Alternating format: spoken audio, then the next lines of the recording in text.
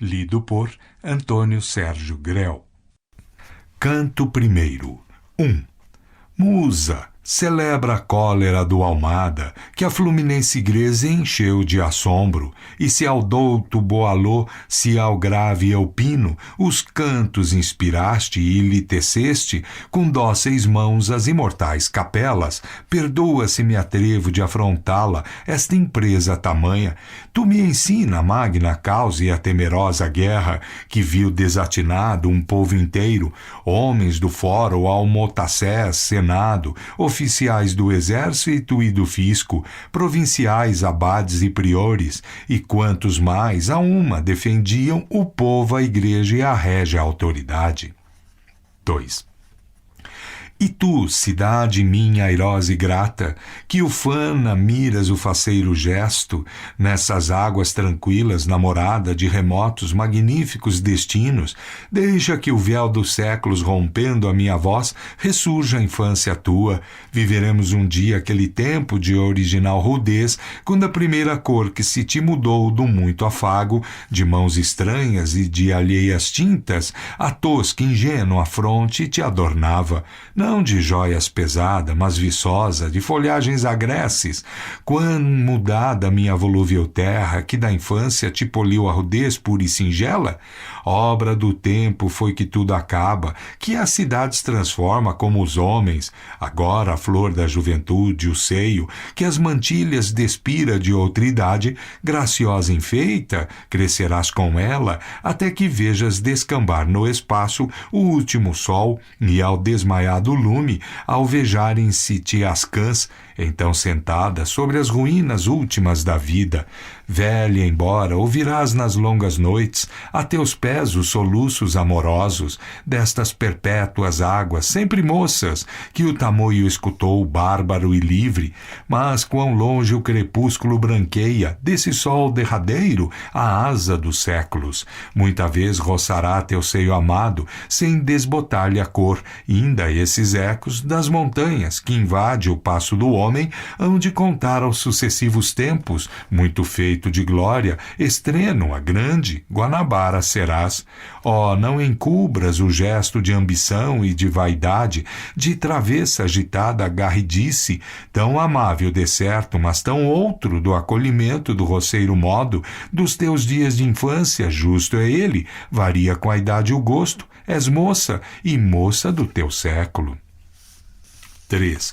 Reinava Afonso VI, da coroa em nome, governava Alvarenga, incorruptível, no serviço do rei, astuto e manso, alcaide mor e protetor das armas, no mais, amigo deste povo infante, em cujo seio plácido vivia, até que uma revolta misteriosa na cadeia o meteu, o douto Mustre, a vara de ouvidor nas mãos sustinha, do forte grande almada que regia a infante igreja.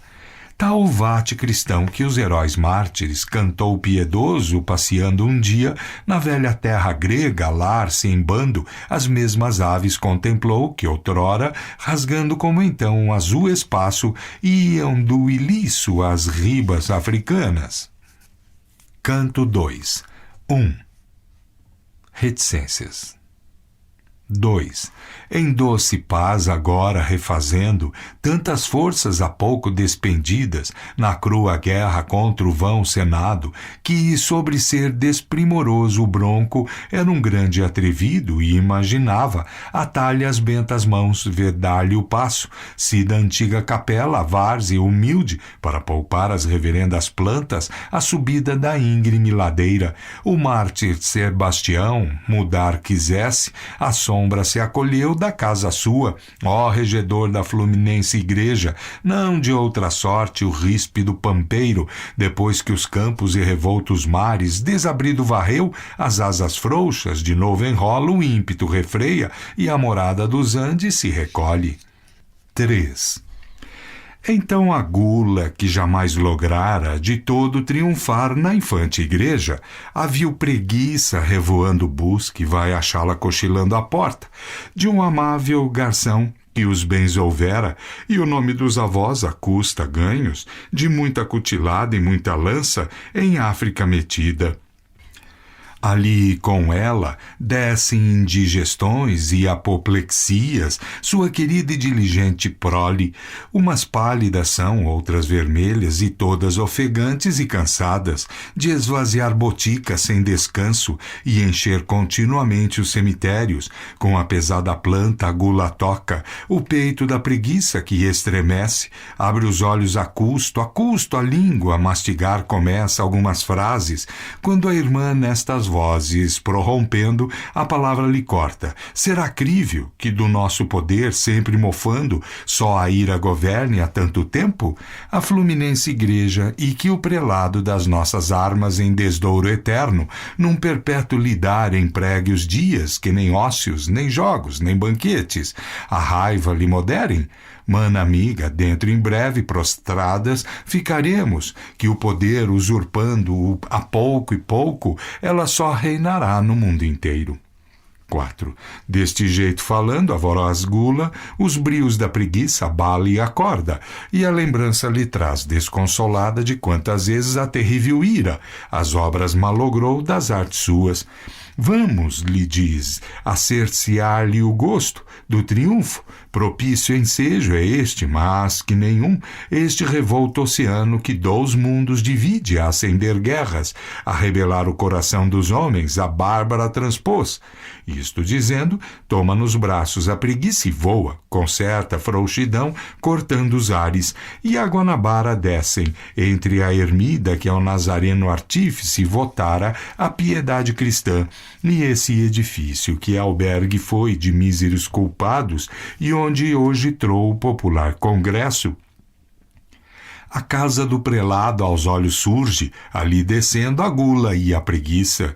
Invisíveis penetram e nos braços o fogoso pastor e seus amigos, sem muito esforço ao coração apertam. 5. Adeus guerras, adeus férvidas brigas, os banquetes agora e as fofas camas, os sonos regalados e compridos, as merendas, as ceias, os licores, de toda a casta, as frutas, as compotas, com intervalos de palestra e jogo, a vida são do jovial prelado, ele a queda não vê do grande nome, ainda pouco temido, nem as chufas lhe dão abalo no abatido peito. Em vão algum adulador sacrista os ditos da cidade lhe levava, as dentadas anônimas da gente, maliciosa evadia o grande Almada, as denúncias do amigo vigilante, os nédios ombros encolhidos apenas, fleumático sorria e um bocejo, e com arroto respondia a tudo. 6. Com ele os dias docemente passam 10 ou 12 ilustríssimos amigos, entre os quais a figura majestosa campeava do profundo Villa-Lobos, que era a flor dos doutores da cidade, vigário do prelado e a mais robusta das colunas da igreja fluminense. O pregador veloso ali brilhava pelas risadas com que ouvia chufas do ínclito prelado de quem era convencido capacho e que esperava a posição a ver de Villa-Lobos, que a tribo lhe empregou dos seus parentes. Esse era o pregador das grandes festas, de tal quilate e tão profunda vista, que quando orava em dias de quaresma, analisava os textos e exprimia a doutrina evangélica de modo que a não reconhecera o próprio Cristo. 7. Segue-se o impávido escrivão Cardoso, que mede 9 palmos de estatura e tem força no pulso como gente e ainda é mais destemido que forçoso. O Lucas, com quem foi ingrata e avara, ao dar-lhe entendimento à natureza, também ali com ele palestrava, e sem nada entender de tudo ria, mas sendo sempre igual à Madre Nossa, em estômago o cérebro compensa ao gordo comilão que não contente de devastar as nobres iguarias, quando na casa do prelado come, com os olhos devora, ainda faminto, a tamina dos pretos da cozinha, vinha depois o Nunes, o Duarte e 4 ou 5 mais, porém faltava meia dúzia de padres venerandos, em quem poder não teve a gula nunca, nem a mole preguiça, e que, enjoados da vida solta que viviam esses, as sandálias à porta sacudindo, da aborrecível casa se alongaram, levando n'alma a austeridade antiga e a pureza imortal da Santa Igreja. 8. Os mais deles, em frívola conversa, os sucessos do dia comentavam. Ali o Alcaide mora e o seu governo, entre contínuas mofas e risadas. Dos amáveis ferrões picados eram, e bem assim o temerário Mustre, que de si mesmo cheio presumia ter o rei na barriga e na cabeça, toda a ciência humana concentrada. Vinha depois algum picante caso de monacal discórdia ou de profana namoração que o Nunes abelhudo para o baço espraiar do grande Almada e fazer jus às boas graças dele, pelas ruas colhia e temperava, de combinadas pausas e trejeitos. 9. Finalmente falavam da aventura do Almotacé Fagundes, que dançando na rua do Alecrim, com suma graça, tão derretido contemplava as moças que de ventas caiu no pó da sala. Ao vê-lo na ridícula postura, desataram a rir as cruéis damas. Os gemidos cessaram das rebecas e pôs-se toda a casa em rebuliço, até que o triste pálido gamenho, o corpo levantando e mais o ramo de flores que no peito atado havia, foi na cama chorar o seu desastre. 10. Iam assim as horas desfiando, os mandriões sagrados, quando a nova da vitória das duas gordas culpas troou as orelhas da terrível ira. Sobre um campo voando de batalha, ela os olhos passia, ela no sangue, satisfeita, mirava o duro rosto. Súbito estaca as ríspidas melenas, impetuosa sacode, e sufocando, um rugido feroz dentro do peito, rompe como um tufão da terra às nuvens, os ares corta e a bela terra desce, que ouve de Santa Cruz a lei e o nome, enfim assoma ao áspero Penedo, que a jovem Niterói, como atalaia, eternamente guarda, alguns instantes dali contempla os tectos da cidade, e outra vez devolvendo impetuosa, as rubras asas atravessa o golfo e firma os pés na desejada praia. 11. Tudo jazia em paz, eis que um barbeiro, que de um vizinho escanhoava o rosto, de mil alheios casos discursando, irrita-se de súbito e de um golpe, acaba no freguês a barba e a vida. Não distante, no célebre colégio, dois enxadristas de primeira plana, uma grave batalha pelejavam. Assentados na cerca, o doutor Lopes, não sei se com razão, se por descuido, come um cavalo ou torre ao padre Inácio. Este reclama, aquele encolhe os ombros, encaram-se com gesto de desprezo, passam do gesto à voz, da voz ao pulso, engalfinham-se, rolam por terra, bufam, rasgam-se, mordem-se, desunham-se, e assim mordidos e rasgados ambos no chão sem vida logo tempo jazem. 12. E também ela, fresca sombra posta do copado arvoredo, reclinada sobre a urna gentil das águas suas, a carioca estremeceu, nas veias sente pular-lhe o sangue, rubras flores de cajueiro e parasitas que ela, para toucar-se, com os mimosos dedos entretecia, desparzidas todas, as lançou na corrente, qual outrora, quando por essas praias ressoava, o som da inúbia palpitar-lhe sente, mais forte o coração, súbito irado os negros fios ásperos sacode, que ao longo da trigueira espádua caem, e veloz arrojando-se nas ondas, sublevá-las intenta, encher com elas campos e montes, infeliz, cansada, arquejante e chorosa se recolhe. Não ficou natureza de seus braços tamanha empresa, e a linfa que murmura, como sentida dos maternos males, lânguida volve as preguiçosas ondas. 13. De tais sucessos, desdenhando a ira, a casa se encaminha do prelado. Já não arde o furor nos olhos dela, pensativos os leva, um meio busca, um decisivo golpe com que abale a adormecida igreja, quando atundo ocorre do tabelião pacato, freire, amador de moças e aventuras, quem as armas brandiu daquele crime, as mãos dos servos do prelado foram, este caso em seu íntimo resolve, a fera culpa, os olhos fita, pensa, repentino sorriso os lábios lhe abre, arreganho de séreis de faminto, Jaguaruçu, achado é o grande golpe, as asas bate a ira e revoando a casa vai do esmorecido freire. Canto 3. 1. Reticências. 2.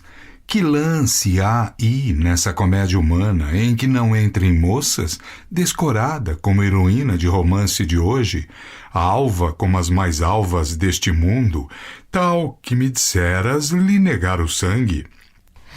A madre natureza, Margarida, tinha o suave e delicado aspecto de uma santa de cera antes que a tinta o matiz beatífico lhe ponha.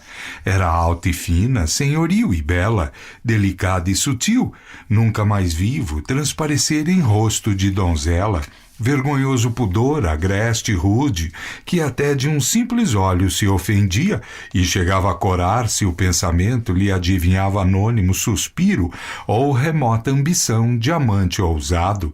Era vê-la ao domingo caminhando, à missa com os parentes e escravos, a um defunto em grave e compassada procissão.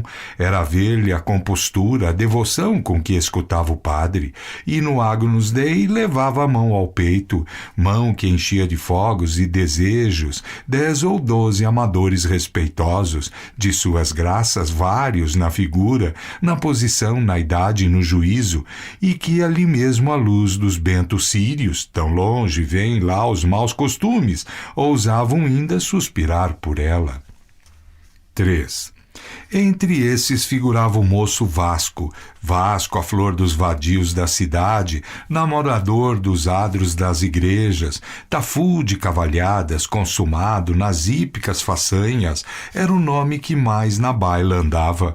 Moça havia que por ele trocara, erro de moça, o seu lugar no céu, e este pecado, ainda que todo interior e mudo, 2/3 lhe custou de penitência que o confessor lhe impôs. Era sabido que nas salas da casa do governo, certa noite de mágoas desmaiaram 2 damas rivais, porque o magano as cartas confundira do namoro.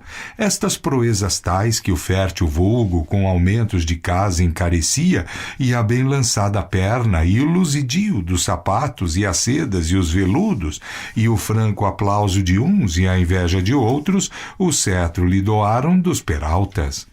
4. E contudo era em vão que a ingênua dama, flor do esquivo coração, pedia. Inúteis os suspiros que lhe brotavam do íntimo do peito, nem da esperta mucama, natural cúmplice e amiga. Desta sorte de crimes lhe valiam os recados de boca, nem as longas, maviosas letras em papel bordado, atadas com a simbólica fitinha, cor de esperança e olhares derretidos, se atopava a janela, raro evento que o pai, varão de bolsa e qualidade, que repousava das fadigas longas havidas no mercado de africanos, era um tipo de sólidas virtudes e muita experiência. Poucas vezes ia à rua, nas horas de fastio, a jogar o gamão ou recostado, com um vizinho a tasquinhar nos outros sem trabalho maior, passava o tempo. 5. Ora, em certo domingo, houve luzida festa de cavalhadas e argolinhas, com danças ao ar livre e outros folgares, recreios do bom tempo, infância d'arte, que o progresso apagou, e nós trocamos por brincos mais da nossa juventude e melhores, de certo.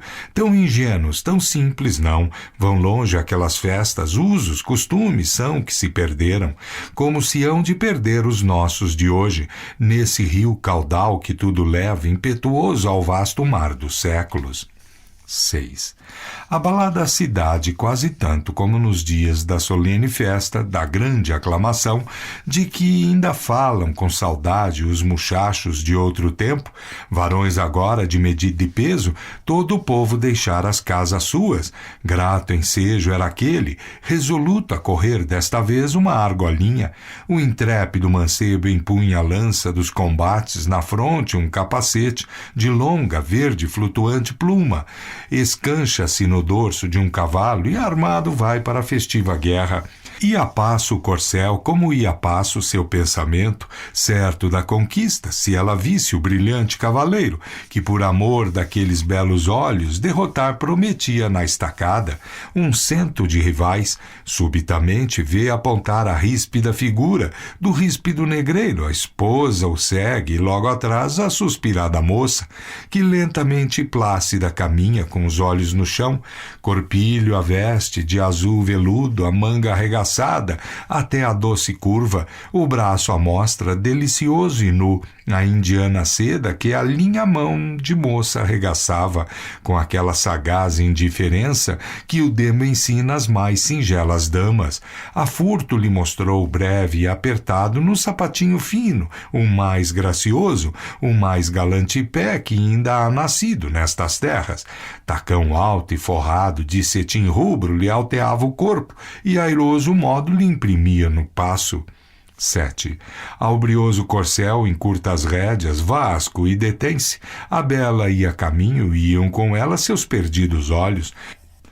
Quando, visão terrível, a figura pálida e comovida lhe aparece do freire, que, como ele, namorado, contempla a dama a suspirar por ela. Era um varão distinto, o honrado freire, tabelião da terra, não metido nas arengas do bairro, pouco amante dessa glória que tantas vezes fulge quando os mortais merecedores dela jazem no eterno pó, não se ilustrara com atos de bravura ou de grandeza, nem cobiçar as distinções do mando, confidente supremo dos que a vida dizem o último adeus, só lhe importava deitar em amplo infólio as derradeiras vontades do homem, repartir com a pena, pingue ou magra fazenda, já cercada de farejantes corvos, grato emprego a um coração filósofo e remédio para matar as ilusões no peito, certo ver o usuário que a riqueza obteve à custa dos vinténs do próximo, comprar a eterna paz na eterna vida, com biocos de póstumas virtudes, em torno dele contemplar ansiados os que, durante longo áridos anos de lisonjas e afagos, o cercaram. Depois, alegres uns, sombrios outros, conforme foi silencioso ou grato o abastado defunto. Emprego é esse, pouco adequado a jovens e a poetas. 8. Jovem não era, nem poeta, o freire. Tinha 8 lustros e falava em prosa. Mas que és tu, mocidade, e tu, poesia? Um alto de batismo, 4 versos? Ou brancas asas da sensível pomba, que arrulha em peito humano? O único as perde quem o lume do amor nos seios da alma apagar se sente. A névoa pode, qual turbante mourisco, a cumeada das montanhas cingir da nossa terra. Que muito se ao redor viceja ainda primavera imortal. Um dia, ao vê-la de tantos requestada a esquiva moça, sente o freire bater-lhe as adormidas asas o coração, que não desdoura, antes lhe dá realce e lhe desvinca a nobre fronte a um homem da justiça, como os outros mortais morrer de amores, e amar e ser amado é, neste mundo, a tarefa melhor da nossa espécie, tão cheia de outras que não valem nada. 9. Margarida, no entanto, ia a caminho e, ou fosse intenção ou fosse acaso, um ramo de saudades que trazia deixa cair. Já trêmulo se curva, freire acolhera disfarçada a prenda, quando rubro de cólera e despeito galgo vasco de um lance o espaço breve que o separa. Desmonta, apanha as flores, sacode-lhes o pó, beija-as contrito e com elas adorna as plumas do elmo. Depois, fitando com desprezo o triste tabelião, librada. Ainda ousares os olhos levantar aquela dama, o castigo has de ter da audácia tua. Não, bárbaro decreto, que não vale tua pessoa a pena de um delito, mas ridículo, sim, um tal castigo, que na memória fique da cidade, que as mães contem às filhas casadeiras, e de eterna irrisão teu nome cubra. 10. Ora, uma noite, após conversa longa, freire encostado ao muro, ela à janela, naquele doce ouvido de si mesmos, em que toda se envolve a alma encantada. Após ardentes e trocados beijos, trocados, mas de longe, a bela moça, adeus, murmura, é tarde, vai-te embora. Se papai nos descobre, estou perdida. Foge, meu doce amor, olha, não percas por um instante mais toda a aventura que nos aguarda em breve. Tanta gente tem tem inveja de ti, não sei, receio, fala-me o coração. Com voz macia replica o namorado: importa pouco, ó minha bela Margarida, a inveja de tão frouxos rivais. Se for preciso, eu que sou tão pacato, a todos eles darei uma lição de tanto peso, que ainda depois de mortos e enterrados, lhes doerá nas abatidas costas. Que queres? Minha força és tu, teus olhos para mim valem mais que 100 espadas. Com eles na memória, amada minha, nada temo na terra, um regimento, um touro bravo, 100 medonhas cobras, uma horda guerreira de tapuias. Tranquilo afrontarei se a tua vida, se o nosso amor de os afrontar dependem. 11. Assim falou o freire, e despedidos um do outro com juras e protestos, depois de muitas e bonitas coisas, desapareceu a bela Margarida, enquanto o resoluto namorado para os lares inclina a ousada proa. Não cuides tu, Tafu, do tempo de hoje, que ao toque da alvorada a casa tornas, cantarolando uma área que a Lagrange, nos desvãos da memória, te há deixado, que era fácil então, nas horas mortas, andar desertas ruas, treve espessa o caminho escondia, gás nem óleo, os passos alumiava ao caminhante, que não trouxesse a clássica lanterna, e lanterna traria um namorado que andava às aventuras, bom piloto da cidade natal. Lá ia o freire, sem muito tropeçar, buscando os lares. Sem quimeras, batendo as asas leves, lhe revoavam na mente. Ele imagina que o velho pai da moça, perdoando a secreta paixão, lhe entrega a filha e seu genro o nomeia, que a cidade de outro assunto não fala uma semana. Já o casto véu de noiva lhe arrancava com as sôfregas mãos. 12. Confusas vozes, ouve subitamente a poucos passos, 10 vultos surgem, 20 braços se erguem, e 10 golpes de junco lhe desdouram a descuidada espádua. O pobre freire, para ameigar ou convencer os bárbaros, um discurso começa, mas sentindo a cada frase 10 protestos juntos, a tangente procura das canelas, e a correr deita pelas ruas fora. Então começa a tenebrosa e longa odisseia de voltas e revoltas, que em suas vastas regiões etéreas as lúcidas estrelas contemplaram, a rir à solta, a rir de tal maneira que todo o espaço foi sulcado logo de lágrimas brilhantes, meteoros, lhe chama veneranda astronomia. Ei-lo que volta rápido às esquinas, os passos negaceia, aqui descansa, ali tenta ameaçar os seus algozes, 20 vezes tropeça e cai por terra, 20 vezes ligeiro se levanta, grita, voa, murmura, implore e geme, até que ofegante de cansaço e medo na lagoa parou da sentinela. 13. Com os ossos moídos e vexado da triste posição em que se vira, o miserável amador na cama foi lastimar os brios e as costelas, e já nas mãos de um benfazejo sono o espírito entregava, quando a ira, com asas cor de fogo, lhe aparece e desse modo fala: que sossego, que covardia é essa que te embarga, a voz para punir tamanha injúria de um rival? Sim, rival que em seu desforço 10 homens apostou, pois sabe, ó mísero, que o teu futuro do castigo pende. A sentença que houver punido o infame, caminho te abrirá para as venturas íntimas conjugais. Fortuna é dama que os corações medrosos aborrece. Despe a modéstia que tepeia os braços, vai ao mustre falar, expõe-lhe a queixa e vinga de um só lance o amor e o bril. 15. Disse o teto, rompeu, voou no espaço, era sonho ou visão? Por largo tempo, entre um grupo de pálidas estrelas, a figura agitara as rubras asas, até que se ouviu um singular estrondo, remoto e prolongado. Ninguém soube a causa disto, mas afirma um cabo de ordenanças ter visto alguns minutos sobre a Gávea chover enxofre e cinzas. Canto 4. 1. Já sobre os tetos da cidade infante, novembro as asas cálidas abria, que 1000 ásperos ventos intumescem, e outras tantas famosas trovoadas, clássicas, infalíveis dos bons tempos, quando o leito buscando forte almada, a cesta foi dormir como costuma, cheio ainda dos gabos do Veloso, que num longo sermão daquele dia, com arte e jeito o nome seu alçara, muito acima das nítidas estrelas.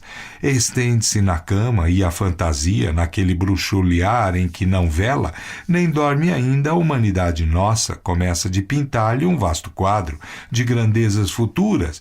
Vê as águas de Niterói rasgando a nau famosa, que o levaria às águas da Uliceia, para o bago empunhador do arcebispado. Nem só isso, que o Papa, desejando de tal sujeito coroar os méritos, cede à insinuação da companhia e lhe manda o chapéu cardinalício com mais 2 fivelas de esmeralda. 2.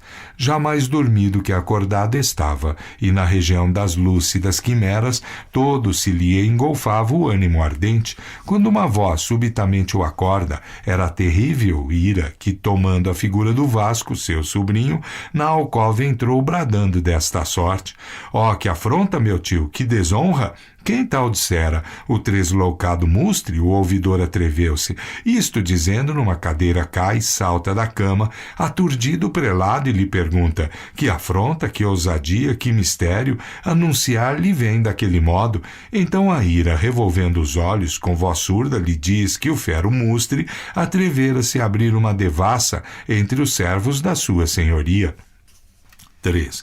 Como a galinha que travesso infante de alguns queridos pintos despojara, na defesa da prole irada avança, tal rugindo de cólera descreve, em 4 passos a comprida alcova, o grande almada, súbito estacando a vista crava no vazio espaço, ali em milagre só da ruaz cólera, vê a figura do atrevido mustre e com olhos, com gestos, com palavras, o ameaça de morte e lhe anuncia que há de eterna vergonha os ossos dele, sepulto levar de idade a idade.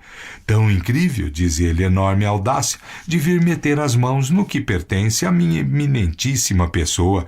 Um castigo há de ter, exemplo raro que servirá de público escarmento e de algum pasmo aos séculos futuros. 4. Disse, tomado de furor estranho, gesticulando sai, e enquanto a tarde pela morena espádua o véu devolve, com que baixa a montanha e a várzea desce, concentrado vagou de sala em sala. 5.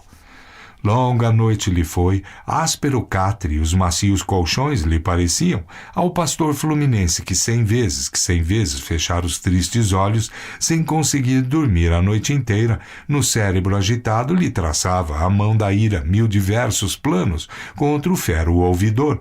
Ora, imaginem, saco estreito atado na cintura, mandar deitá-lo aos peixes, longos anos encerrá-lo em medonho escuro cárcere, ou já na fogueira consertava pelas discretas mãos do santo ofício, esmero d'arte e punição de hereges, como um simples judeu, torrá-lo aos poucos. 6. Mas, de baldados sonhos fatigados, o prelado da cama se levanta, enfia as cuecas, os pantufos calça e manda ali chamar o seu copeiro. Corre Anselmo, trazendo respeitoso de alvo grosso, mingau, ampla tigela, com que o prelado consolar costuma antes de se voltar para outro lado. O laborioso estômago, e ao vê-lo, de pé, meio vestido e tão esperto, os olhos espantados arregala e exclama: Santo Deus, a estas horas? Que milagre, senhor! Ou que promessa fez vossa senhoria que o obrigue a tão cedo deixar a sua cama? Anselmo, nem milagre nem promessa, responde o grande e valoroso Almada. Se eu fiz hoje uma coisa nunca vista, se eu precedi o sol nesta cidade, causa única foi um grave assunto, que o sono me tolheu a noite inteira. Ao cozinheiro vai da minha parte, diz-lhe que um jantar de 10 talheres, sem olhar as despesas, me prepare, que hoje quero brindar por certa causa alguns amigos meus. Do teu antigo zelo confio, como sempre, à mesa. Deito os cristais abaixo, na de Holanda, toalha que mais fina houver na casa. Com arte me dispõe, com simetria, a baixela melhor. 7. Isto dizendo, a matutina refeição despacha, murmurando de cólera se veste, e roxo como a renascente aurora, chama um lacaio e um bilhetinho manda às colunas da igreja fluminense. Tal o prudente capitão, se as armas que até lhe defendeu, vexadas foram, a do conselho convoca os demais cabos, e do ousado inimigo prontamente decretam juntos a vergonha e morte. 8. Quando veio jantar sombrio e mudo, sentou-se o grande Almada e, mastigando, com distraído gesto alguns bocados, nenhuma frase de seus lábios solta. Debalde o Villa-Lobos, seu vigário, todo se remexia na cadeira. Debalde o médio Lucas consultava os seus colegas, desejosos todos de irem dormir acostumada cesta. A misteriosa causa do silêncio em que o prelado jaz ninguém descobre. Enfim, o grande Almada se levanta e para a ceia, diferindo o caso, tanto nele ainda a cólera rugia, sem a bênção e as rezas de costume, tornou a mesa extinta ao fofo leito, doce exemplo que os outros imitaram, e em desconto de algum perdido tempo, dormiram muito além de Aves Marias. Doce exemplo que os outros imitaram, e em desconto de algum perdido tempo, dormiram muito além de Ave Marias. 9. Mas o Veloso, adulador e astuto, não conseguiu dormir. Em vão na cama as posições mudava, o pensamento velava inteiro e afuguentava o sono. Maravilha era essa, e grande e rara, pois entre os dorminhocos desse tempo tinha lugar conspícuo antes das 9, sem embargo da sesta, era defunto, e nunca ouvira o despertar do galo. 10. Quando, ao sinal da ceia, aparelhados, correram todos a pejar da mesa, antes de se sentar, silêncio pede, o Veloso, e 3 vezes a cabeça curvando fala: se partis conosco, magnânimo prelado, as alegrias, porque as mágoas furtais aos nossos olhos? Ah, dizei que importuna, estranha causa, melancólico véu no amado rosto, desde o jantar vos pôs. Debalde busco a razão descobrir de tal mudança, dar-se-á que por descuido da cozinha, na sopa entrasse o fumo? Eu, se não erro, vestígios dele achei, posto que a pressa com que a sopa comi me disfarçasse, de algum modo, o sabor, ou no trajeto daqui à Sé, algum clérigo novo vos faltou com a devida reverência? Contai, senhor, contai a amigos, velhos males que deles são. 11. A tais palavras, com o punho cerrado sobre a mesa, o prelado despede um grande golpe que faz tremer terrinas e garrafas e apaga a cor nos lábios do Veloso, logo mais sossegado e perspassado pela douta assembleia, um olhar grave, encara o pregador e, dando a fala menos rude expressão, assim responde: não, amigo, a razão da minha cólera nenhuma dessas foi a baixa inveja do presumido mustre a quem basbaques tecem descompassados elogios e cujo nome nas tabernas brilha. Isto só me acendeu dentro do peito desusado furor, vós do meu cargo, companheiros fiéis, que com diurna noturna mão versais minha alma inteira, uma parte tomai da funda mágoa e ajudai-me a punir tamanha afronta. 12. Aqui refere o caso da devassa, que aos figadais solícitos amigos lhes arrepia as carnes e o cabelo, e desta sorte acaba o seu discurso: eu merecer arder no eterno fogo, que o cão tinhoso aos pecadores guarda, viver de bacalhau toda a quaresma, dormir 3 horas numa noite inteira, se esse infame ouvidor, parto do inferno, triunfasse de mim, e ao riso e a chufas me expusesse da plebe dos lacaios. Que diriam de mim nesses conventos, focos de luz, onde meu nome há muito, de tão ilustre ofusca os outros nomes, qual a um raio se vê do sol brilhante, da noite os claros lumes desmaiarem? Eia, a afronta comum, igual esforço de todos nós exige. As vossas luzes me ajudarão neste difícil caso, e sim do mundo não perdeu de todo o lume da justiça aquele biltre que tão cheio de si anda na terra, tamanho tombo levará do cargo, que estalará de espanto e de vergonha. 13. Assim falou Almada, e toda a mesa lhe aprovou o discurso. O Villa-Lobos, em quem os olhos fita o grão prelado, algum tempo medita num bom alvitre, e já ia começar a sua arenga, quando o astuto Veloso a vez lhe toma. Minha ideia, senhor, é que esse infame, nem alma, nem vigor, nem bizarria, ouve do céu, e que abater-lhe a proa. O mesmo vale que esmagar brincando uma pulga, um mosquito, uma formiga, mas porque seja bom tapar a boca aos vadios da terra, e porque vale, em certos casos, afetar nas formas, tal ou qual mansidão que não existe, cuido que em lhe mandando uma embaixada exigir-lhe a devassa. 14. Nunca, nunca, interrompe o vigário, uma embaixada, e tal coisa, senhor Nasceli, pôde tratar de igual a igual bigorrilhas, no claro entendimento. Todo lustre, valor e autoridade a igreja perde, se não falar de cima ao tal pedante, com desprezo, com asco, em boa regra. Cortesia demanda cortesia, mas um vilão que a processar se atreve, os criados da casa do prelado, em vez de uma embaixada, merecia nas costas uma dose de cacete. Não, senhor, é meu voto que se mande uma singela e seca e rasa e nua citação para entrega da devassa no prazo de 3 dias. Desta sorte não se abate o prelado, nem as nobres insígnias em lameia do seu cargo, que eles e nós todos conservar devemos, puras de vil contato. 15. Mas a pena, triunfante, o Veloso lhe pergunta, uma pena há de haver com que se obrigue a cumprir o mandado? Suponhamos que entregar a devassa ele recuse. Que recurso nos dais para sairmos deste apertado lance? Há de o prelado ver mofar no poder que lhe compete? A derrota assistir da causa sua? Humilhar-se? Eu jamais aprovaria tão singular ideia. Uma embaixada sem da igreja abater os sacros foros. Com jeito e mancha alcançaria tudo, e se nada alcançasse, é tão brilhante a fama do prelado que bastava a causa remeter para Lisboa, que em seu favor viria o régio voto. 16. Acabou de falar, então a gula, que presente ali estava, enquanto a ira o belicoso espírito lhe sopra, aos duros capitães lhes vai roendo as famintas entranhas, qual nos contam do filho de Climene, que primeiro ao céu roubara o lume, antes que o tempo longo, volvendo séculos e séculos, real tornasse a fábula dos homens e nos desse o teu gênio, imortal Franklin. 17. E depois que a discreta companhia, por não perder o precioso tempo, foi comendo e falando sobre o caso, fazendo a língua 2 ofícios juntos, esta sentença lavra o grande Almada. Acho muito cabida e boa a ideia do pregador Veloso, mas não menos razoável a ideia, me parece, do profundo vigário.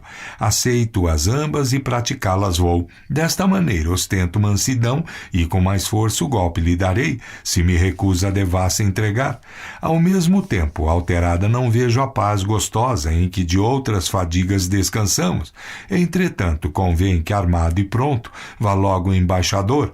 A voz incumbo, o forte Almada ao Villa-Lobos disse, da solene feitura de um mandado, com prazo de 3 dias e com pena de excomunhão. 18. Aqui um alto grito, de espanto, de terror, de entusiasmo, rompe do peito aos veneráveis sócios, como nas horas da calada noite. Uma pêndula bate solitária, depois outra, mais outra e muitas outras. Monótonas, o mesmo som repetem, assim de boca em boca os reverendos, excomunhão, excomunhão. Murmuraram, porventura algum deles duvidoso, se aquela vencedora espada antiga que as heresias combateu na igreja empregar-se num caso deveria, de tão pequena monta, mas guardando essa ideia consigo, que não rende os risos do prelado nem os fartos jantares que a miúde lhe oferece. Com todo gosto a excomunhão aplaude do insolente juiz. 19. Então o Lucas, que desde que estreara a lauta mesa, come com quantos dentes tem na boca, que uma assada cutia despachara 4 pombos e de uma grande torta ia já caminhando em mais de meio, a boca levantou do eterno pasto e falou desta sorte: bem humilde é meu braço, senhor, mas se a defesa dos sacros foros meu esforço pede, contar podeis comigo neste lance, e certo estou que em decisão e zelo ninguém me há de exceder. Proponho agora que nesta ocasião grave e solene, juramento fazemos de puni-lo ao ouvidor e não deixar o campo sem o honra lavar do nobre Almada. Isto dizendo, da cadeira a custo, a barriga levanta o reverendo. Todos o imitam logo e sobre a mesa alçam as mãos e juram de vingar-se do presumido mustre, e porque a empresa novos brios pedia, em pouco tempo, com raro esforço, toda a mesa varrem. 20. Entretanto, afiando a porta o ouvido, longo tempo escutaram o moço Vasco as deliberações do grão conselho e receoso da tremenda guerra que dali certamente nasceria, pondo em risco talvez sua pessoa, entra pálido e trêmulo na sala. 21. Ao vê-lo demudado, os circunstantes estremecem de susto, qual receia que o mustre, sabedor do que se passa, às suas reverências um processo instaura de pronto, qual cogita que 100 homens de tropa os tem cercados, e ouve já na escaldada fantasia ranger dos gonzos a medonha porta do cárcere perpétuo. Tu, somente, Villa-Lobos, e tu, Cardoso Forte, o coração pacífico tivestes, e a frieza imitastes do prelado. 22. Ruins novas trazeis, ao que parece. Vasco, o tio lhe diz, e suspirando o moço lhe responde: novas trago, e penosa, senhor. Sabei que o monstro, a causa principal do triste opróbrio, o autor de tantos e tamanhos males, único eu sou.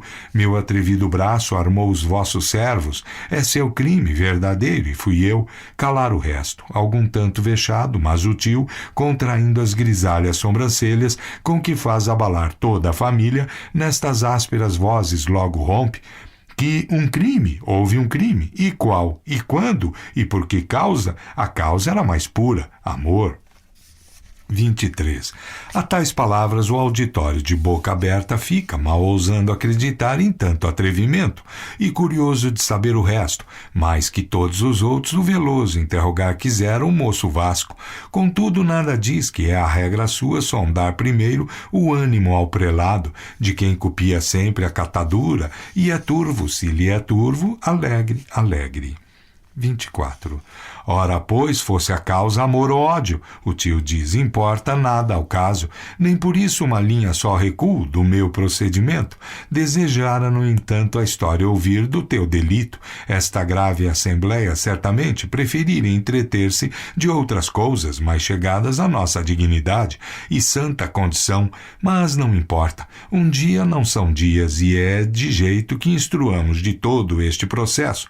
Isto dizendo, em uma cadeira vaga que de fronte lhe fica, estende o dedo. Vasco obedece à douta companhia, que ansiosa esperava aquele instante, as cadeiras arrasta procurando idônea posição para escutá-lo. Enche os copos Anselmo e se retira. 25. Prontos à escuta, emudeceram todos. Nota. Verso de Odorico Mendes na tradução de Eneida. Fim de nota. E o moço começou: mandais-me, ó tio, que a lembrança renove do namoro, infeliz e a ridícula aventura, em que fui grande parte. Ora vos conto o misterioso caso da assoada, que essas estrelas curiosas viram, certa noite de amores encobertos, em que um rival do amargo seu triunfo a pena teve, causa foi da afronta que hoje padece vossa senhoria. Reticências. Neste ponto, o prelado, desejoso de disfarçar o natural vexame que a narração mundana lhe fazia, da profunda algibeira caixa arranca, do tabaco abre a tosse, esfrega os dedos e uma grossa pitada apanha e funga. O perspicaz conselho imita logo. Aventam-se as bocetas, os obséquios, trocam-se mutuamente os convidados, qual de uma vez na larga venta insere o precioso pó, qual o divide, benévolo, entre as duas, e cos lenços os reverendos, palavra ilegível, sacudidos. Deste modo prossegue o moço Vasco. Reticências, reticências, reticências. Canto quinto. 1. Já nas macias, preguiçosas camas, santamente roncava o grão conclave, quando em frente da mesa carregada de volumes, papel e tinta e penas, o douto Villa-Lobos se assentava, isto vendo a preguiça, que o mais dócil dos seus alunos no vigário tinha, as formas adelgaça, o colo estica. Afila os dedos, o nariz alonga e as feições copiando do escrevente, busca o vigário, e do âmago do peito, molemente, esta fala arranca e solta. Senhor, que grande novidade é esta? Pela primeira vez, depois das 9, esquece-vos colchão e travesseiro, que essas valentes e cevadas formas com tanto amor criaram? Que motivo apartado vos traz da vossa cama? Porventura esse cargo precioso que tão alto vos pôs nesta cidade não vos dá jus a regalar o corpo com as delícias do sono? Que seria dos empregos mais altos deste mundo, se não fossem razão de boa vida? E que lucrais com essa guerra? A vaidade a bater de um insensato, todo cheio de ventos e fanfúrrias, mais do que ele valia Mitrídates, que Lúculo bateu. Mas quem se lembra do forte vencedor do rei do Ponto, quando nele contempla o mais conspícuo dos grandes mandriões da antiguidade, que mais soube comer que Roma inteira? Deixá lá que se esbofe a inculta plebe, no vil trabalho com que compra a ceia. Um homem como vós não se afadiga, come e ronca, senhor, que o mais é nada. 2. Não, amigo, responde-lhe o vigário com benévolo gesto e todo cheio dos elogios. Não, esta campanha tão mesquinha não é nem tão mofino, insolente rival. Tolo é decerto e presunçoso acresce-lhe mordê-lo. Uma inveja cruel do nosso Almada. Débil não é quem vícios tais reúne. Derrubá-lo é preciso, o grande nome, o poder que me dá este meu cargo, e do prelado a nobre confiança, exigem que ao trabalho hoje me entregue algum tempo sequer. Nem tu receis que eu desperdice as minhas bentas horas de descanso, uma só que nisto empenhe, tão fecunda há de ser, tão esticada, que dará 4 ou 5 em muitas noites, e tudo se repõe no estado antigo. 3. Insta a preguiça. Afrouxa quase o vigário, na mente se lhe pinta o alto fofo colchão de fina pluma, em que as noites repousa, em que na cesta a sua reverenda inércia espraia, os olhos com fastios aos livros lança, a descair os membros lhe começam de languidez, mas a cruel ideia de ver perdida a posição brilhante que na igreja lhe cabe, o brio esperta ao grão doutor e lhe dissipa o sono, em vão tenta preguiça convidá-lo com palavras de mel, sacode o corpo, encolhe os ombros, os ouvidos cerra e ríspido a despede o reverendo. 4. Apenas se achou só na grande sala, com o lenço, o papel, sacode e a mesa, e num velho tinteiro mergulhando a branca pena de um comido pato, lança as primeiras regras. 10 autores largamente consulta, um trecho saca 10 tomos diversos e maçudos, com que as velas enfune ao seco estilo. A cada rasgo da tardia pena, que a suada expressão goteja a custo, a cabeça levanta o reverendo, todo o escrito relê com grande pausa, as paredes consulta e novamente ao trabalho com ânimo arremete. Enfim, ao cabo de 1 hora longa, a tarefa acabou. Contente, salta da cadeira, repete a torva prosa e, vaidoso de si, como dos versos que primeiro compôs infantil vate, as mãos esfrega, os olhos arregala, pela sala passeia e, de memória, algum trecho repete, alguma frase que mais arrebicada lhe saíra. O espanto do ouvidor, o entusiasmo do prelado, os pomposos elogios da cidade na mente lhe descreve, com destra mão e delicadas tintas, a fantasia. Mas aqui começam de lhe pesar as pálpebras, a custo, trôpego e bocejando, deixa a sala, entra na alcova a tranco, se despede das roupas e na cama continua o delicioso sonho interrompido. 5. Lepidamente abrindo o alvo regaço e o chão juncando de purpúreas flores, do pastor fluminense a casa torna, atravessa a alegria e ao seu aspecto pálida mágoa, lutuosa foges, sobre os moles colchões indestendido, o lôbrego papel ouve o prelado, que o douto Villa-Lobos lhe recita, e com exclamações e com palmadas lhe aplaude a erudição e o duro estilo, e a infalível vitória lhe agradece. 1 a 1 vêm chegando os reverendos e a todos, um por um, de cabo a cabo, a intimação lhes lê, que eles escutam com muitos e rasgados elogios, maiormente os da boca do Veloso, que mal sofre ao rival este triunfo, mas como fruto que seduz no rosto e o verme esconde no corrupto seio, assim o pregador das grandes festas alegrar-se parece, enquanto a inveja o punge e 1000 ideias lhe insinua, de adular o prelado e ao Villa-Lobos arrebatar os louros que lhe impedem o sono não, mas o sossego da alma. 7. Ao ver-se tão cercado de zumbaias, em si mesmo não cabe de contente o profundo doutor em cujos lábios a vaidade sorri, velada a meio, dessas vãs cortesias de aparato e desse não senhor, ó não, ó nunca, nunca esta prosa minha ambicionara a tão alto subir como pretende a bondade de vossa senhoria. É um trabalhozinho feito à pressa só por obedecer às ordens suas e outras tais mogigangas de modéstia, de humildade que são naqueles trances usual expressão. 8.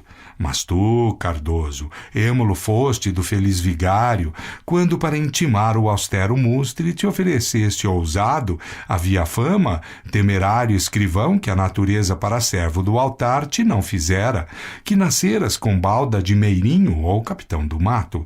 Eu mesmo quero, diz o forte escrivão, dar-lhe este golpe, e certo estou de que a fatal devassa, nas mãos virado arrependido mustre, a vossos pés cair, cheio de gosto, a almada esta façanha lhe elogia, e copiada a intimação famosa, rubricada e selada, prontamente a recebe o Cardoso.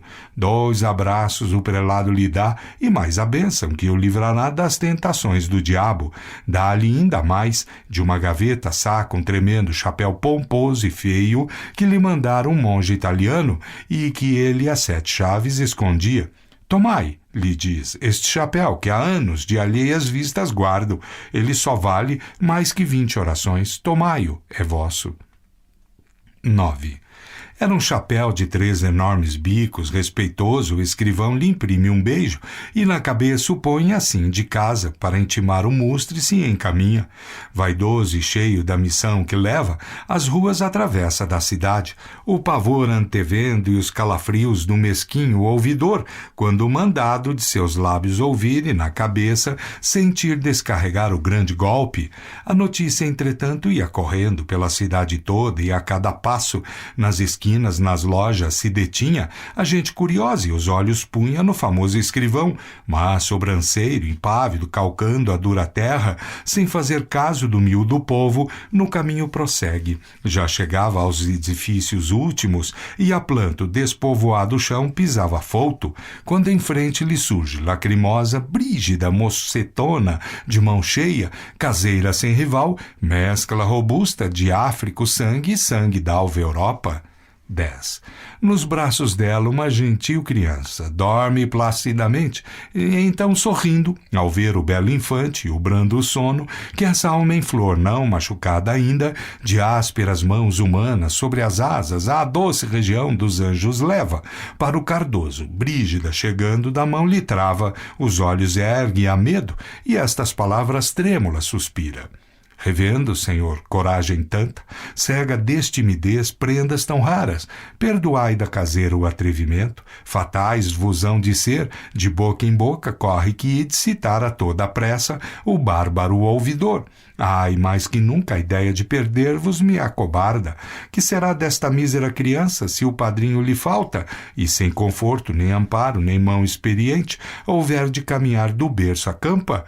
Convosco irão, Senhor, os dias dela, e os meus dias também, tão bafejados daquelas auras que a fortuna sopra, porque seja maior nossa desdita. Quem mais irei servir? Que mesa estranha me verá preparar toalha e copos? Se esse monstro infernal que a liberdade e a vida guarda em suas mãos de ferro, ousar tirar-vos ambas? Não me resta pai nem mãe, tive irmãos, soldados foram, morreram todos na holandesa guerra. Todos, acho eu, em vós, meu amparo, até hoje eis sido. Ó, por quem sois, vos peço, não me deixeis, Senhor, sozinho e triste, semear de amargas lágrimas a terra, a dura terra em que pousar meu corpo, deslembrada, talvez, escarnecida. É tempo ainda, arremessai ao longe o mandado fatal à casa vinde. Escondei-vos dos olhos do prelado, que em paz ficando vos comete o risco, e 2 vidas salvareis de um lance. 11. Ó Brígida, o Cardoso lhe responde, justos receios são do teu afeto, mas se eu agora depusesse as armas, que seria da honra desta igreja? Onde iria parar o nosso Almada? Eu conheço o rancor do feroz Mustre, eu sei que o braço da justiça pode 1000 afrontas fazer aos nossos cargos, e a cada passo encher-nos de vergonha, mas quão pior seria a raiva sua se levasse a melhor neste conflito, se castigando esta mortal injúria, não lográssemos nós ao mesmo tempo aterrá-lo, humilhá-lo, escangalhá-lo. Vê que terríveis males, que desastres sobre nós cairão, se ainda a vitória couber ao ímpio. O temerário braço, quem poderá deter-lhe? Quem, se um dia ousar da minha casa arrebatar-te, o golpe desviará do seu capricho? Servi-lo irás então, mísera escrava, ao sol ardente cavarás a terra, sem gozar um minuto de descanso. E se acaso na estrada, junto à cerca, um clérigo passar dos que me mordem, ao ver-te exclamará, lá serve ao Mustre a famosa caseira do Cardoso. Triste suspiro de saudade e pena, me mandarás em vão. Antes, se tal desgraça me prepara a sorte, num cárcere fechado à luz do dia, viver perpetuamente condenado a perpétuo jejum de pão e água. 12. Disse e do tenro infante os lindos braços docemente puxou. Logo desperta do sono a criancinha, os olhos volve ao heróico escrivão. Porém, ao ver-lhe o gigante chapéu de 3 pancadas, grita, recua e no roliço colo da mãe esconde o apavorado rosto. Leve sorriso então assoma aos lábios da tenra mãe, do intrépido padrinho. Descobre-se o Cardoso e, pondo em terra o tremendo chapéu, toma nos braços a criancinha, um ósculo lhe imprime, e aos céus envia estas ardentes vozes. Céus que me ouvis, fazei que o ilustre e grande este menino seja, igual audácia, igual força lhe dai, com que ele assombre a raça toda de ouvidores novos. Que diga o mundo ao vê-lo, ali renasce do valente padrinho o brio e o sangue, e a doce mãe console esta homenagem. 13. Cala, e nos nédios braços da caseira a criança depôs no chão, levanta o chapéu na cabeça, o põe de chofre. Vai da casa cuidar, lhe diz. Eu parto, corro a citar o bárbaro inimigo. Vencê-lo cumpre ou perecer com honra. Brígida, comovida, se despede do impávido Cardoso e lentamente para casa dirige os passos trêmulos, não sem voltar de quando em quando o rosto que o medo enfia e que umedecem lágrimas. Canto 6. 1. Naquele tempo a mão da arte engenhosa os elegantes bairros não abrira, refúgio da abastança deste século e passeio obrigado dos peraltas. Por essas praias ermas e saudosas ainda guardava o eco o som terrível do falcão, do arcabuz, que a vez primeira despertou Guanabara, e o silvo agudo da flecha do tamoio, ainda o eco as rudes cantilenas repetia do trovador selvagem de outro tempo, que viu perdida a pátria e viu com ela perdida a longa história de seus feitos, e os ritos de Tupã, perdida a raça, que as férteis margens, musa, onde me levas? Filosofias vãs, quimeras, sonhos, flores, apenas flores, que não valem tantos gozos reais dos nossos dias. Em paz os deixa, e do ouvidor famoso a rústica morada me encaminha. 2. Não longe do tumulto da cidade, entre a verdura de copado bosque, tinha um Mustre numa casa de recreio, ali nos dias da estação calmosa. Depois que a porta sacudia o tédio, tranquilo descansava algumas horas da inércia do regaço, ali gozando por olhos, boca, ouvidos e narizes da fértil natureza os dons mais belos. Correr deixava o mundo sem que afronte o mínimo receio lhe a ensombrasse. Reticências. 3. Reticências. O terrível Cardoso traz fechado na esquerda mão o singular decreto, com um gesto solene o desenrola, tosse, escarra, compõe a voz e o rosto, e o venerando anátema lhe lança. 4. Do longo espanto fulminado Mustre, enfim voltou, os olhos pela estrada desvairados estende, a casa torna apressado, braceja, grita, ordena, que o padre chamem, 4 escravos correm, e voltam sem mais novas do Cardoso, que veloz se tornara ao grande Almada da triunfante missão a dar-lhe conta.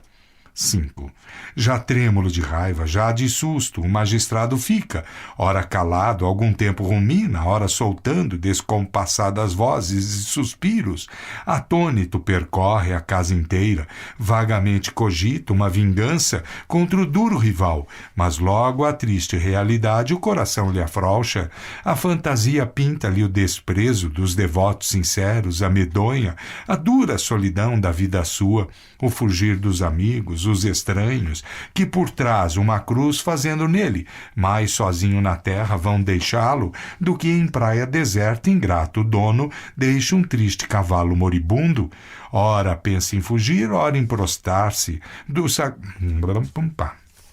Ora pensa em fugir, ora em prostrar-se do sagrado pastor aos pés rendido, enleia, se vacila, nada escolhe, e nesta triste, miserável vida, entre sonhos, visões, medos e angústias, passa o duro ouvidor 3 horas longas. 6.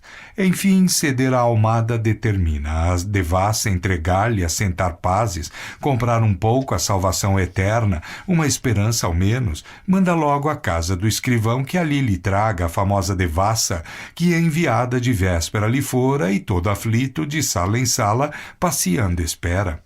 7.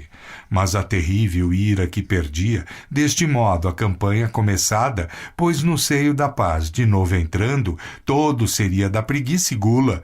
O grão-pastor da igreja fluminense entra na pele do escrivão Ramalho, e a casa vai do esmorecido mustre, este apenas lobriga da janela, o fiel serventuário, e nenhum rolo lhe descobre nas mãos, trêmulo fica, e outra vez assustado ao portão desce, a tempo que o Ramalho, mais risonho, que um céu azul que um dia de noivado, apressado chegava e lhe dizia: Senhor, matai-me, embora não vos trago a devassa pedida que acho injúria, ao finíssimo sangue que vos corre nessas honradas veias ao respeito em que há muito vos tem ao rei e à corte, abaixar-vos aos pés de um vão prelado e rojar-vos no pó da sacristia.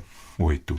Disse, nas amplas ventas, inserindo do recente rapé 2 pitadas, foi por este teor desenrolando 1000 razões, 1000 inchados argumentos, com que em todas as eras deste mundo um Nero ilustre convencer-se deixa. 9. Eu bem sei, convencido lhe responde o ouvidor, eu bem sei que fora triste que um pleclaro varão da minha estofa, cujo nome não ouve o delinquente sem desmaiar de susto, e que este povo respeitoso contempla, na baixeza caísse de ir aos pés de um vão prelado e rojar-se no pó da sacristia. Mas, meu caro Ramalho, que recurso nesta vida me resta? Tu não sabes que de mim vai fugir a gente toda? Que eu vou ser o leproso da cidade? Que meirinhos beatas, algibebes e quem sabe se até os cães vadios, que assumida a barriga andam de noite pelas ruas catando algum sustento, tudo vai desprezar-me? Bom aviso, quando falha a vitória na batalha, é ceder às falanges do inimigo e preparar uma futura guerra. 10. O mofino ouvidor, assim falando, com apuro a vestir-se principia, uma arenga compondo de cabeça em que do seu pecado arrependido claramente se mostre, quando a ira ao Ramalho sugere este conselho: salvo, salvo, Senhor, é salvo tudo, conhecido vos é como o Senado, em luta com o pastor da nossa igreja, dele tem recebido tanta injúria, e em risco está de semelhante pena. Procurai o Senhor e com protesto em nome da coroa e da justiça o negócio deponde. Deste modo, a muitos caberá toda essa afronta, e mais certa será a vossa vitória. 11. Aceita foi a salvadora ideia. Saem ambos os 12 no mesmo instante, voam, chegam à casa do Senado e na sala penetram. Conversavam justamente no caso os camaristas, e na pele mordendo do prelado receavam talvez igual destino ao do fero ouvidor, se no conflito, que há muito trazem com o grande Almada, o jus do povo defender, quiserem, quando na sala entrando furioso a sua excomunhão refere o mustre, e lhes pede em defesa defesa da coroa o braço popular. Todo o Congresso gelado fica, súbito as cadeiras pela terra deitando, as portas correm, os graves camaristas, e fugindo ao mísero ouvidor excomungado, para casa se lançam, da pedreira, lançado a fogo a mina, a toda pressa da mesma sorte os cavouqueiros fogem, receosos de avulsos estilhaços. 12. Em vão a ira com diversas formas a todos busca e, amaciando a fala, a lembrança do afeto lhes desperta. Os jantares comidos noutro tempo, os festivos saraus, cartas de empenho, mil finezas em suma sepultadas no vasto cemitério da memória. A filha do diabo então sacode, irritada a cabeça, e do mais fundo das entranhas um grito de ameaça, e frio escárnio solta: "Homens!" exclama, "lacaios da fortuna, eu terei armas com que de ingratos corações triunfe." 13. Isto dizendo, mais ligeira voa que o soberbo condor, quando do cimo dos Andes rompe o assustado espaço e vai surgir além das altas nuvens. Voa e chega aos domínios da lisonja, os flóridos umbrais transpõe de um salto. Logo em frente lhe surge extensa e bela uma alameda de árvores copadas, que para a terra os galhos recurvando, com singular doner e afável gesto, cortejá-la parecem respeitosas, caminha e fina relva os pés lhe afaga, respira em um doce aroma o peito lhe enche, a tão brando contato, a tais delícias, ó milagre, um sorriso prazenteiro, logo vem desabrochar-lhe a flor dos lábios, que eterna raiva aperta, segue avante, a branca e longa escadaria sobe, a varanda atravessa alcatifada de brancas flores e cheirosa murta. Já rendida de gosto, entra na sala. A 2 passos e a recebê-la chegam 20 ou 30 zumbaias, que, vergando pela cintura o corpo delicado, beijar o chão parecem. Após delas, com dourados turíbulos acesos, vêm 4 rapapés, fechando tudo extensa procissão de cortesias. 14.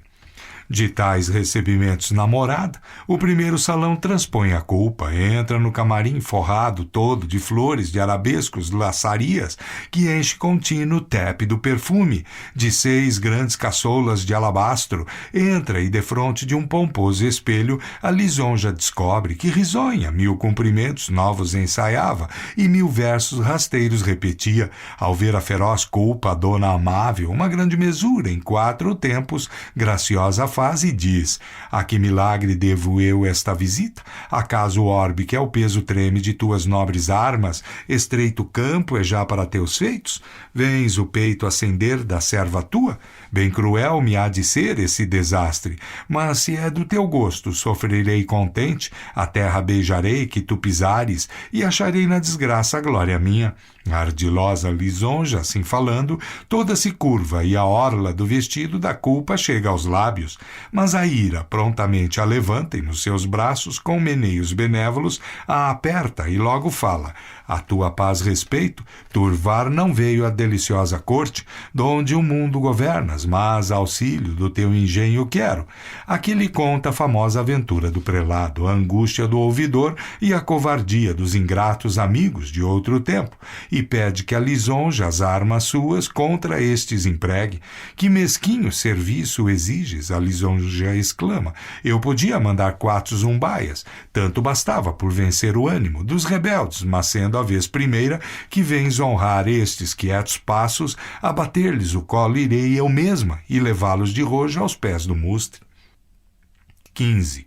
Com diligente mão os filtros busca, e seguida da hóspede no espaço, voa ligeira a plaga fluminense, a casa dos rebeldes se encaminha, e a todos, um por um, pela alma dentro, o seu doce veneno lhes entorna. De baixa adulação logo tomados, vestem-se a toda a pressa, e não podendo conter o intenso fogo que os devora, aos criados de casa e às quitandeiras vão fazendo profundas barretadas, tanto a lisonja vã governa os homens. 16. Abre a sessão de novo o presidente. Deste modo fala: "Grave caso este é, senhores, mas as vossas luzes tudo podem vencer. Em meu conceito, recusar não podemos o projeto, e muito embora..." Protesto. Em meu conceito, recusar não podemos o protesto, e muito embora formidável seja o prelado, não creio que devamos, sem amparo, deixar as leis do Estado, nem poupar desta vez um grande golpe no atrevido pastor. Com todo zelo examinado o singular assunto, o Senado resolve em pouco tempo que ao regedor supremo da cidade os papéis se remetam com protesto do povo e petição em nome dele, porque anulada seja sem demora a excomunhão, e feito este decreto, voam dali aos passos do Alvarenga. 17.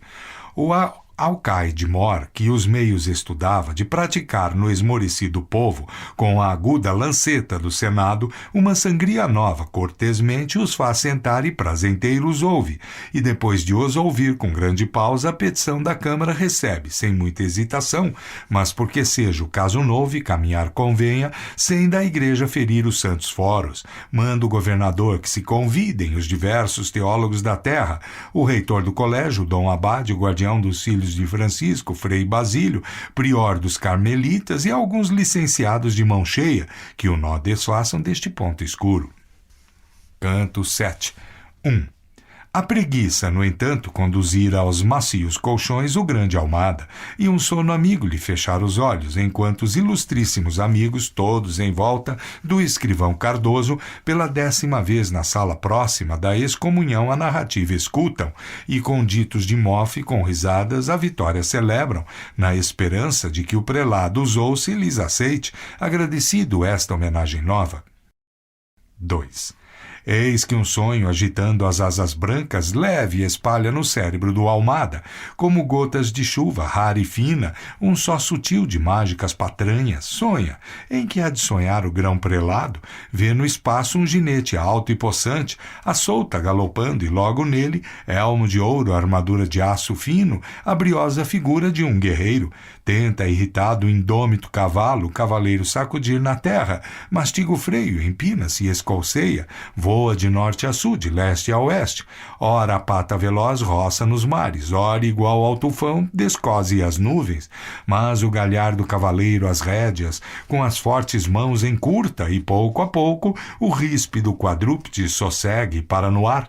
No rosto do guerreiro vê as próprias feições o grande Almada, olhos, cabelos, boca, faces, tudo é dele, o prodígio, voz solene do ponto mais recôndito do espaço, onde estrela não há planeta, estas palavras singulares solta. O bravo cavaleiro és tu, prelado, e o domado corcel é o teu rebanho, que embalde morde o freio e se rebela contra ti, que has vencido é o rei, e o povo, tornando em cinzas o atrevido mustre. 3. Deste agradável sonho consolado, abre o pastor os olhos, vira o corpo e outra vez adormece. Novo quadro e diverso lhe pinta a fantasia. Vê-se diante de provida mesa, à direita do papa, e come e bebe, de 100 bispos servido. Entusiasmado com as finezas de Alexandre VII, o prelado um discurso principia, depois de haver tossido 4 vezes. Os olhos fita num painel que estava na fronteira parede. A mão do artista, o belo e forte arcanjo debuxara, que a Satanás venceu, as plantas sua jaz, o eterno rebelde, entrava apenas no magnífico exórdio do discurso, o valoroso Almada, quando a tela a tremer começou subitamente, o brilhante Miguel desaparece, e o diabo que ali prostrado fora toma a figura do execrando mustre, levanta-se do chão e com desprezo e com gesto de escárnio e de ameaça, os turvos olhos no prelado fita e a devassa fatal nas mãos sustenta. Pasmam do caso as circunstantes todos, enquanto o forte Almada, tropeçando nas cadeiras, nos vasos, nas cortinas, foge aterrado, uma janela busca. Dela, sem ver a altura, se desempenha, e do abismo em abismo vai rolando até cair da própria cama abaixo. 4. Ao som da triste queda correm todos, o mísero pastor aos pés do leito. Vagos olhos estende aos seus amigos, como se ainda na mente abraseada as asas agitar o negro sonho. A erguê-lo corre o pregador veloso, traz-lhe o douto vigário um copo d'água. As janelas abre, outro da cama, os lençóis revolvidos lhe conserta, até que a Almada fala recobrando do sonho as peripécias e o desfecho, entre assustado e galhofeiro conta. 5.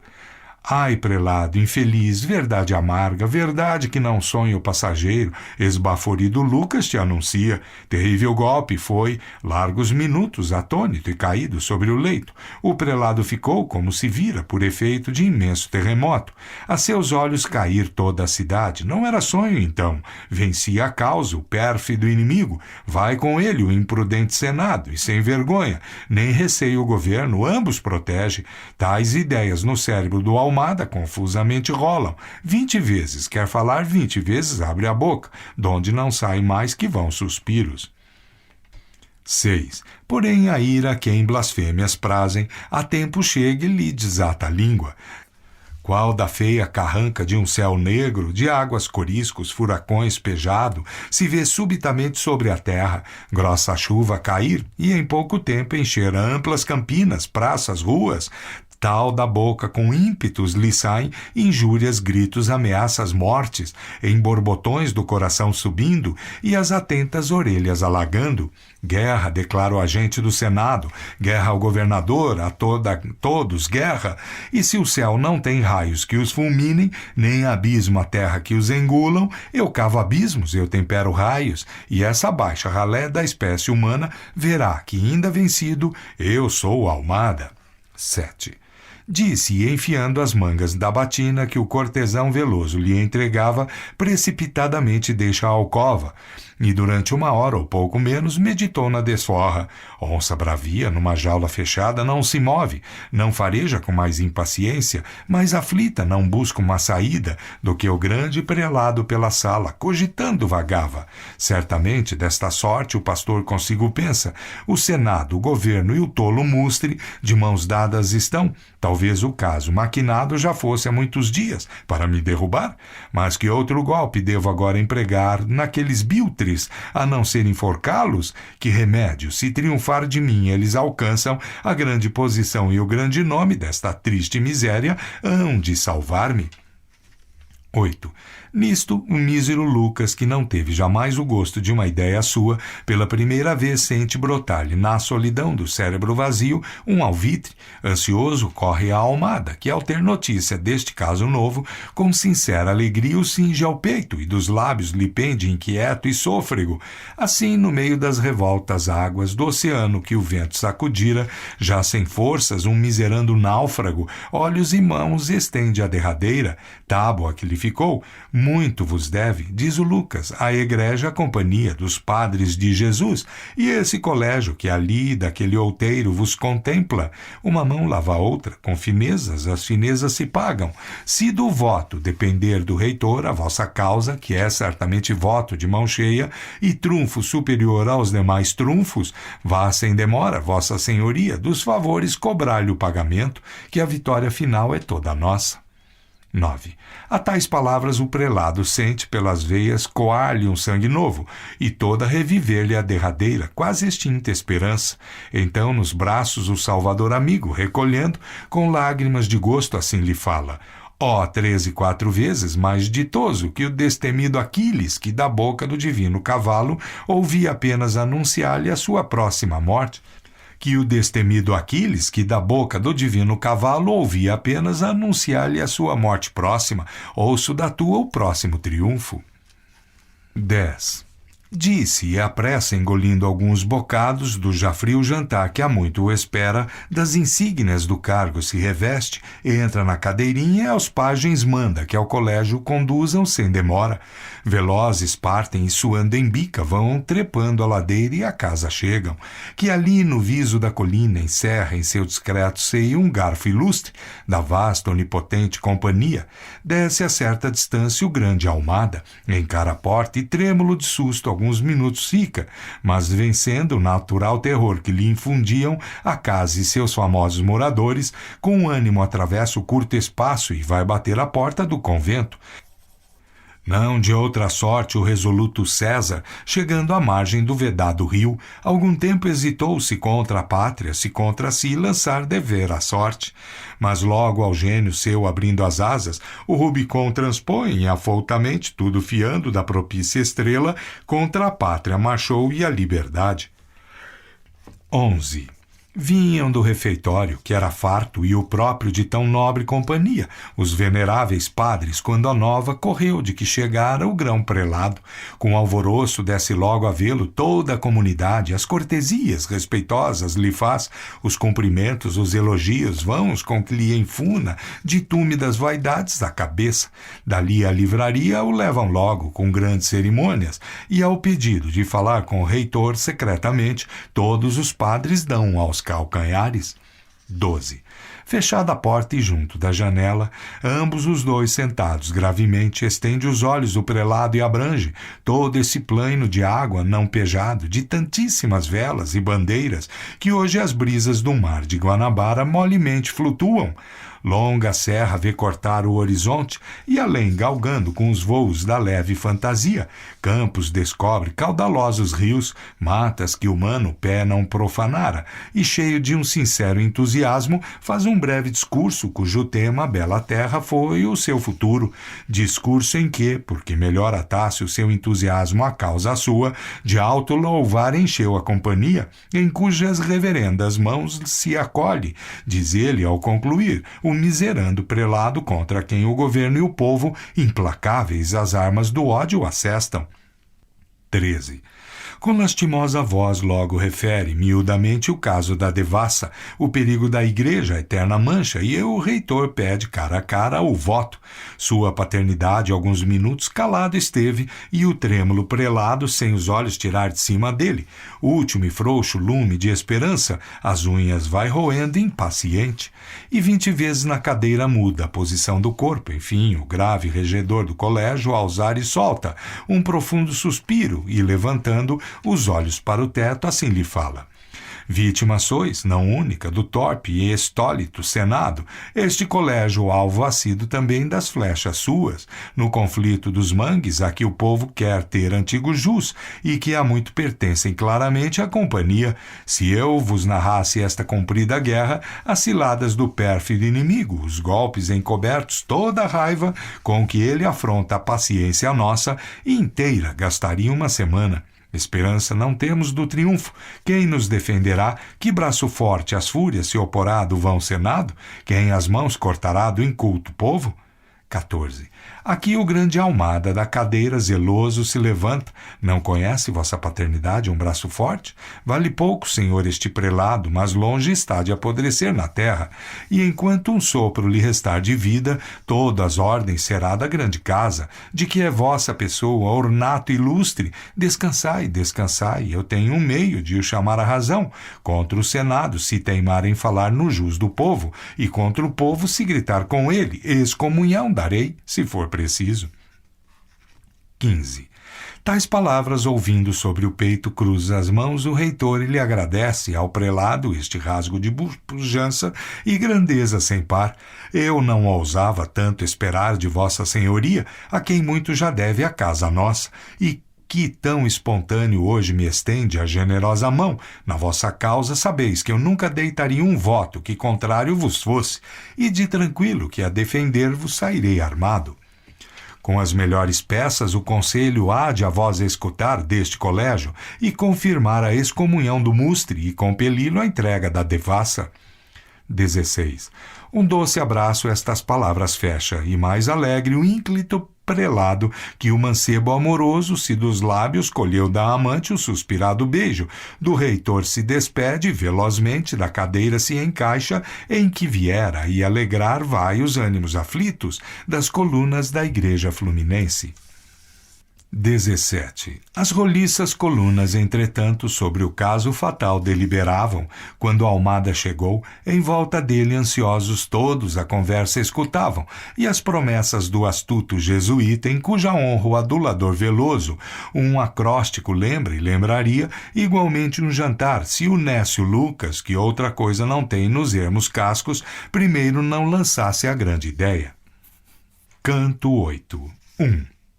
Era alto dia, e todo alvoroçado corria o povo de uma banda a outra, a sentença aguardando do conselho que ia da excomunhão julgar o caso. A tranquila cidade que ainda há pouco no regaço da paz adormecia, em 2 opostos campos se divide, como os que a bela terra em cuja fala a musa antiga suspirar parece. Um tempo viu terçar sangrentas armas em favor da tiara e da coroa. 2, 3, 4 e 5. Reticências. 6. Reticências. Das doutas expressões com que a lindar o libelo da Câmara nos olhos dos conselheiros curioso busca, o gosto interpretar que lhes deixar o pasmo, a admiração, e tantas vezes no ânimo resolve o seu discurso, que o debate não ouve do Congresso e ali com gente solidária fica. 7. Na sua sala, entanto, passeando, o prelado aguardava a boa nova e, certo do triunfo, já na mente, em obséquio ao reitor, delineava um pomponso jantar. De quando em quando a janela chegava, mas não vendo o mensageiro seu, de impaciente, mordia o lábio a causa da demora. Entre si, perguntava e respondia. Conjeturava então que Dom Abade, por afeição do Mustre e desejoso de dar no seu poder um grande golpe, um discurso fazia entremeado de longas citações e perdigotos, mas o agudo reitor, que pelejava ao lado da justiça e traz consigo autores que estudaram a noite inteira, trovejando vermelho, se levanta e com amplas razões irada as vozes. Entre o férvido aplauso do conselho, ponto por ponto lhe desfaz na cara toda a argumentação beneditina. 8. A tais coisas alheio o sol brilhante, esse eterno filósofo que os raios com desdenhosa placidez desfere, iguais sobre ouvidores e prelados, já do zênite ao rúbito ocidente, inclinava a carreira, examinados a causa do conflito e os seus efeitos, pesadas razões de parte a parte, unânime o conselho determina a excomunhão sustar do austero Mustre e a causa sujeitar ao régio voto. Em vão, na mente decorado, tinha o reitor um discurso em que provava a justiça do Almada, mas a ira, que tomando a figura de um porteiro assiste à discussão que o triunfo busca evitar do intrépido prelado. De tais artes se serve, de tais manhas, que o cérebro transtorna ao jesuíta. A opinião lhe muda e o nome dele, entre os nomes reluz, do torvo acordam. 9. Copiada a sentença, ali se escolhe para a almada levá-la prontamente o escrivão do Senado, mas o triste que do prelado conhecia a fama, umas dores alega na cabeça, e porque seja acreditado o caso, a meter-se na cama logo corre. Então o alcaide-mor que presidia o governo da terra e o grão-conselho, um franciscano elege e um carmelita, e desta expedição confia o mando ao reitor do colégio. Bem quiseram aqueles atrevidos comissários, antes do golpe manducar um pouco, mas o fino alvarenga que previa um estrago fatal à sua copa, que era de urgência o caso, lhes declara e delicadamente os põe na rua. 10.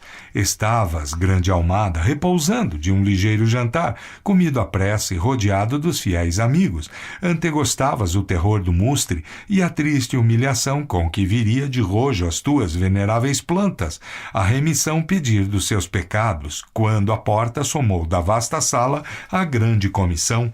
Correram todos a receber com muitas cortesias os não previstos hóspedes. Alegre, nas suas mãos, aperta as mãos do Almada, o pérfido reitor, e olhando em roda levemente aos demais, a fronte inclina, depois, fitando no prelado os olhos, concertada a garganta, assim começa. Se entre os louros, Senhor, com que a fortuna, não menos que o saber e que a piedade, a tua fronte majestosa adorna, inveja e desespero de almas baixas, que em vão se esforçam por lutar contigo, indo o louvor faltava, ensejo é este de o colher vicejante e de um só golpe a turba confundir dos teus contrários, em que lhe pese ao venenoso dente, que te morde no sombra a história tua, em lâminas escreve de ouro fino, com refulgentes letras de diamante, a justiça do tempo. Eu vejo os séculos passando respeitosos ante o nome do herói que resoluto os raios empenhou do seu ofício, para o orgulho abater a audácia, a inveja, e entre as bênçãos de um povo amado e amante, ir no seio pousar da eternidade. 11. Aqui chegando o orador estaca, e o vão prelado que escutara alegre tão pomposas e amáveis esperanças, os braços que já tinha levantados ao orador estende, este os recebe, e apertados os peitos contra os peitos, alguns minutos ficam, mas cessando esta doce efusão de ambos os cabos, o reitor do discurso o fio toma.